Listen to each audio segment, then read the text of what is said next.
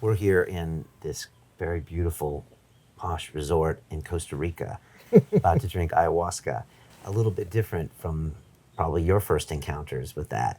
How do you explain that now we're in this Central American country where it's not indigenous, and we're at this beautiful place? Is that a progression of I think plants? it is a progression, because if people had to do what I did in 1981 to experience ayahuasca, most people wouldn't bother. I mean, it was not pleasant, particularly. It wasn't easy to get to these places. It was not a posh resort. It was anything but.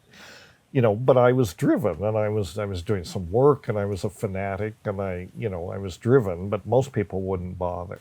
So I think this is an aspect of ayahuasca's conquering the world in a loving way, but it's making itself available in settings like this so that people can come, and they don't have to worry about their comfort. That's taken care of. They don't have to worry about their safety if they're in a good place. That is taken care of.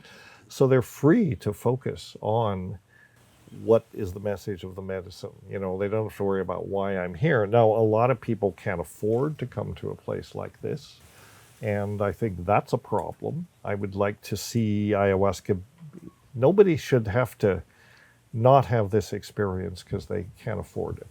And that's something, as a community, I think the ayahuasca community needs to address, and we are addressing it. We're trying to find, and I think as you see the laws and everything change in the first world countries, like in Canada, for example, if they actually deregulate all drugs, hopefully that model would be extended to other countries, even the States. But we have to get rid of certain clowns before that can happen. But ultimately, I like to see centers in Canada, in the States, your local community psychedelic center, where you could go on a weekend, and it doesn't cost a fortune, and you can go with your family, and they won't look like clinics. They'll look like spas. They'll look like this place. You go there, and for not very much, you can have a psychedelic experience along with some good food, maybe a little yoga, maybe a pedicure, this kind of thing.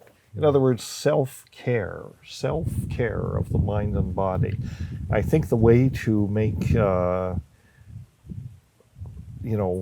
less wealthy, other than wealthy people, accessible, make this accessible, that's the solution. And in fact, this is going on in many communities, around the country. It's just that they're technically illegal, so they're off the radar, but it is happening.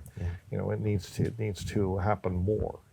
And I think that's, but then on the other hand, to the other side of this coin is to have a posh place, to have a place that people really want to go to, whether they were taking ayahuasca or not. A place like this or these resorts, people go to resorts because they want a special experience, and often they're people of wealth. Well, people of wealth, there's nothing inherently wrong with having wealth. Wealth is technology like any other technology, and it's how you deploy the technology from a place of the heart or a place of greed and domination. But wealthy people can afford places like this, and wealthy people are often the influencers, because they have power and money.